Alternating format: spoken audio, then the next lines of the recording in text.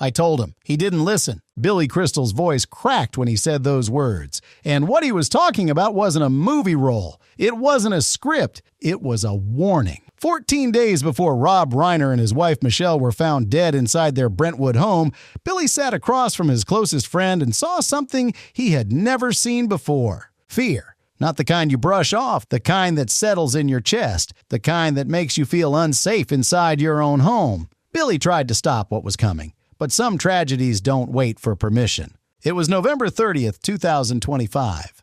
A quiet Sunday afternoon, Rob called Billy unexpectedly. His voice was direct, stripped of warmth. "Come over, I need to talk. It's not about movies." That sentence alone should have been a warning. When Billy arrived at the Brentwood house, the door opened, and something immediately felt wrong. Rob looked exhausted. His shirt was wrinkled, sleeves rolled unevenly, hair uncombed. This was a man known for control and composure, but not that day. They sat in the living room, no television, no music, just silence. Rob poured water, set the glass down, and never touched it. His eyes kept drifting toward the hallway as if he were listening for something or someone.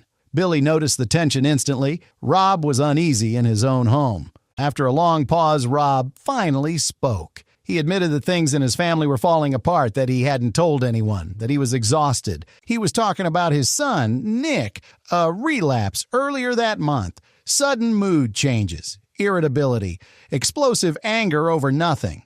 Michelle had started sleeping in another room to avoid confrontations that escalated too quickly.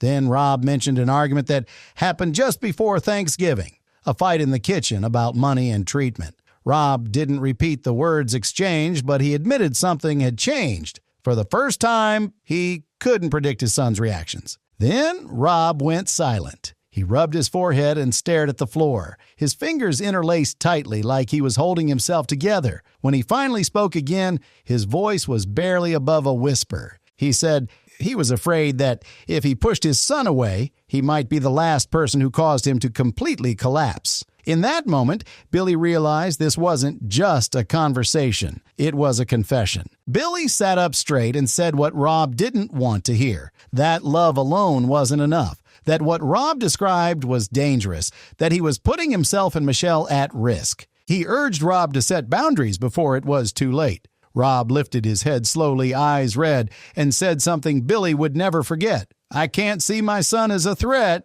And Billy left the house as dusk settled in, carrying a feeling he couldn't shake. Something was deeply wrong, and it was only a matter of time. Inside that Brentwood home, pressure had been building for years. Addiction, relapse, arguments that spiraled without warning. Nick had disappeared from family life before, cutting off contact and drifting from place to place. Rob spent years trying to pull him back, believing love could save him. But every attempt seemed to tighten the tension instead. Michelle was trapped in the middle, trying to keep peace, while quietly absorbing the fear. Rob carried everything in silence because admitting the truth felt like giving up on his son. So he endured. He hoped. But hope doesn't stop what's already in motion. On December 14th, 2025, the house on South Chadbourne Road fell silent. Too silent. Rob and Michelle lived a busy social life. There were always people coming and going. That day there was nothing. Someone knocked on the door. No answer. Knocked again. Still nothing. Hours passed before someone finally went inside. What they found changed everything.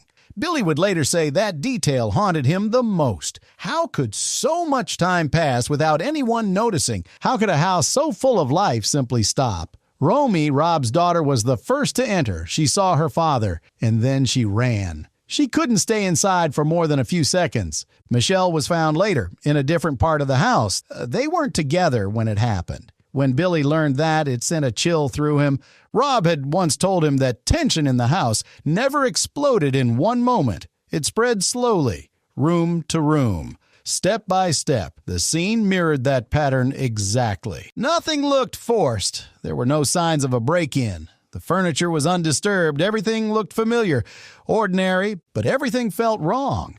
Billy knew that house well. He had spent countless evenings there, and he knew this wasn't an outsider. This was something intimate, something internal, and that's what made it terrifying. But there was one detail investigators hadn't fully processed yet. Someone who should have been there wasn't.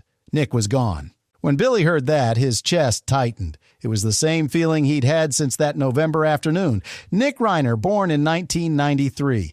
The son Rob worried about most. Years of addiction, failed treatments, relapses that drained the entire family. And now, absence. Billy didn't jump to conclusions.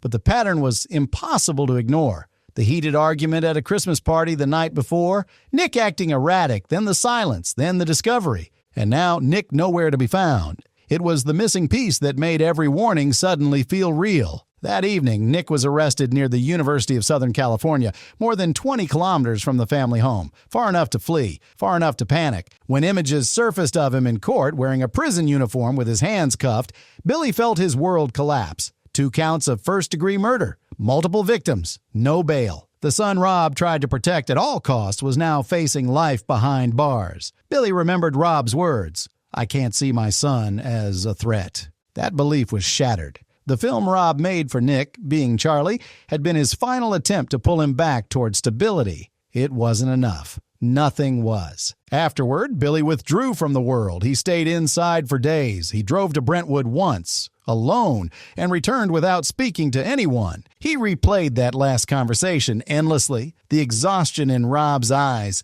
the fear he tried to hide. Billy had sensed something was wrong, but he still left, believing Rob could manage. That belief became his deepest wound. "I thought I had more time," he told a friend. "I was wrong." He blamed himself for not staying longer, for not pushing harder, for being a friend who listened but didn't act. He reread old messages, old jokes, moments that now felt unbearable. His anger wasn't directed outward. It turned inward, quiet, persistent. Eventually, Billy spoke through a joint statement with Rob's closest friends. They remembered him as a master storyteller, someone who brought strangers together in dark theaters to laugh and cry. They quoted, "It's a Wonderful Life," Rob's favorite film, about how one life can touch so many others. For Billy, that emptiness wasn't just in Hollywood.